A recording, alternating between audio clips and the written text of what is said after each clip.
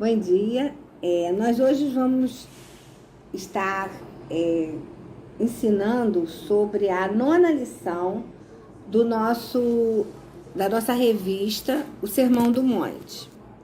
Então, ela se intitula A Adoração Sincera. Então, há uma religiosidade autêntica oposta à religiosidade hipócrita. Jesus, ele nos deu 3 exemplos em paralelo. A prática de dar esmolas, de orar, né, de oração e de jejuar. Nosso estudo, ele vai ser baseado em Mateus 6, de 1 até 18. Então, vocês separem, né, abram a Bíblia e vão acompanhando e, se quiserem, parem para poder ler e meditar. Ao dar esmolas, nós somos aprovados pelo Senhor, mas nós não devemos fazê-lo para levar elogios, para ter elogio das pessoas, não é? Quando a gente lê Mateus de 6, de 1 a 14, né, nós vamos ver que Jesus nos adverte contra a hipocrisia no ato de dar esmolas. Então, sabem que quanto menos as pessoas percebem o que fazemos, as nossas boas obras, mais Deus vai notá-las. Sabem que a condenação que Cristo emitiu foi a recompensa que os hipócritas conquistaram para si mesmos. E o termo hipócrita, ele é antigo. Ele é usado para designar ator, né?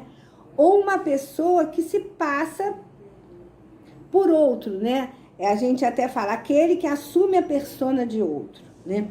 Muitas vezes, essas pessoas não têm compaixão pelo próximo, e sim eles querem uma notoriedade pública. Então, vamos seguindo a leitura, agora Mateus 6, de 5 a 8, né? Onde nós vamos atestar que todos que são discípulos de Cristo, eles oram, né? Então, nós vamos ler os versículos de 6, o versículo 6, 5 de Mateus, né? Vamos continuar na nossa leitura.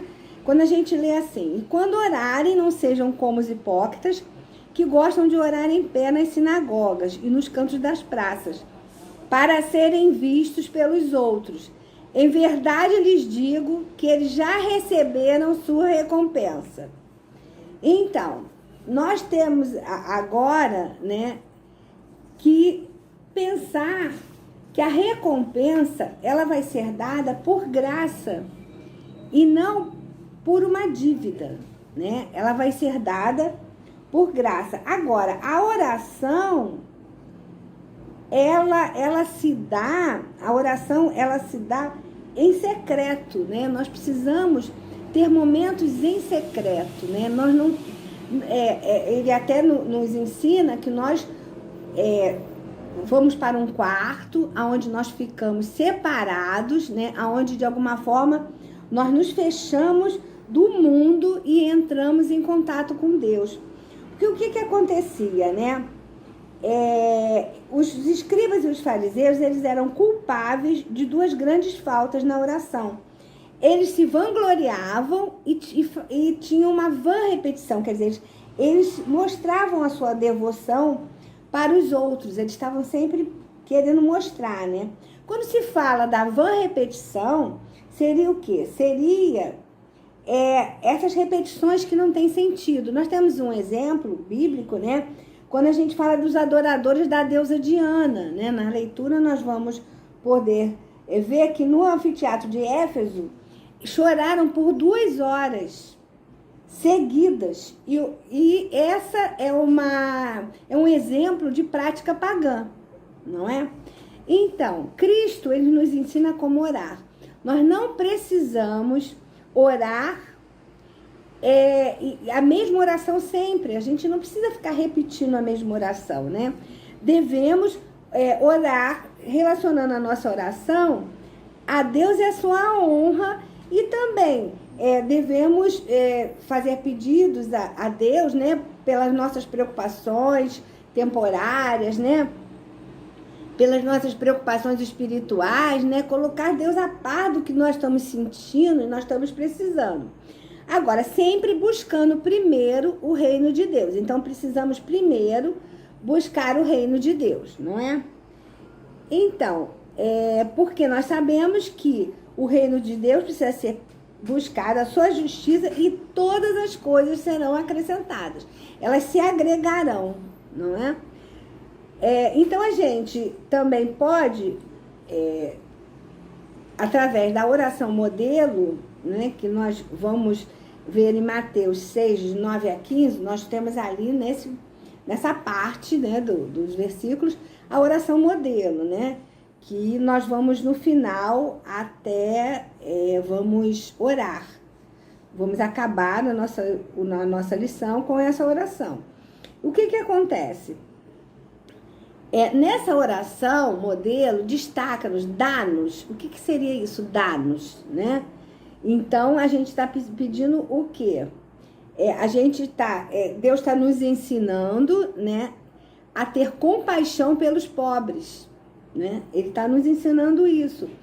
E não há evidência, assim, que Jesus, né, falou dessa oração para que ela fosse repetida liturgicamente, que a gente ficasse sempre repetindo nos cultos, né? A gente vai repeti-la à medida que a gente sinta a necessidade de fazê-lo, não é? Pedimos então que o nome dele também seja, o nome de Deus, de Jesus, seja santificado, né? E que a tentação que a gente pede, né? Que livra-nos da tentação, livra-nos do mal, né? A tentação, ela é uma ideia que vai nos incomodar, não é isso?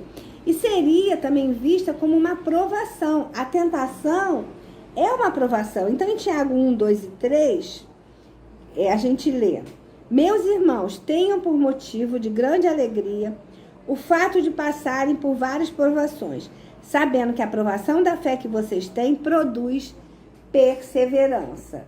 Então, a gente lê também que Deus nos testa, Ele nos sacode, né? Ele nos faz perceber as nossas tentações para que nós possamos evitá-las também, né? Então, vamos ler também em Lucas 22, 40, que nós não devemos deixar ser levados pela tentação. Por isso, nós precisamos orar. Agora, já em 1 Coríntios 10, 13, a gente sabe que é um risco, né? A tentação é um risco. Não, vamos ler, 1 Coríntios 10, 13. Não sobreveio a vocês nenhuma tentação que não fosse humana, mas Deus é fiel e não permitirá que vocês sejam tentados além do que podem suportar. Pelo contrário, juntamente com a tentação, proverá livramento para que vocês a possam suportar. Então, seguindo a nossa leitura, agora nós vamos ler Mateus 6, de 16 a 18, nós também seremos ensinados a jejuar, né? Porque jejuar era um dever requerido aos discípulos de Cristo. Mas não era assim tanto um dever em si mesmo, senão como um meio para dispor-nos a outros deveres, não é? Então, jejuar é o quê? É humilhar a alma. Então, em Salmo 35, 13, nós lemos, numa parte do Salmo, vocês vão também ter conhecimento ao ler Salmo 35, 13, eu afligi a minha alma com jejum. Então, ao jejuar, nós afligimos a nossa alma, não é? Então, nós hoje estamos aprendendo, né? Uma maneira sincera de adorar a Deus. Por quê? Dar esmolas, orar, jejuar, né? Isso é com uma motivação correta e não como uma ostentação social e espiritual, é o que Deus nos manda fazer, não é? Nós temos isso como uma missão na nossa vida também, entre várias, né? Agora, adoração, o termo adoração em hebraico, né? Ele é avodá, se escreve A-V-O-D-A-H, que quer dizer serviço de Deus. Então, a vida do cristão, ela precisa estar inteiramente voltada para a adoração. É isso que nós precisamos entender. E na última aula eu falei para vocês sobre o meu desejo, eu não sei se eu fui clara, mas eu queria dizer o seguinte, que eu tenho um desejo de estar com vocês presencialmente, que no momento é impossível devido à pandemia. Mas eu gostaria que vocês se juntassem a Eliana Martins às quartas-feiras, para que vocês possam fazer o estudo mais aprofundado das lições, que é muito importante. Ela está sempre sinalizando no final que está deixando o link. Então, vocês façam esse estudo, que é muito importante. Agora, nós vamos terminar com a oração modelo e vamos refletir cada palavra da oração que nós vamos agora fazer a Deus. É chamada de oração modelo porque é uma oração, né, que Deus, ele colocou, né, como uma oração que nós devíamos estar sempre voltados para Deus e pedindo santificação, pedindo sobre a tentação, questões que nós estamos vivendo no dia a dia. Então vamos orar. Pai nosso que estás nos céus, santificado seja o teu nome. Venha a nós o teu reino, seja feita a tua vontade, assim na terra como nos céus. O pão nosso de cada dia dá-nos hoje, perdoa as nossas dívidas, assim como nós perdoamos aos nossos devedores.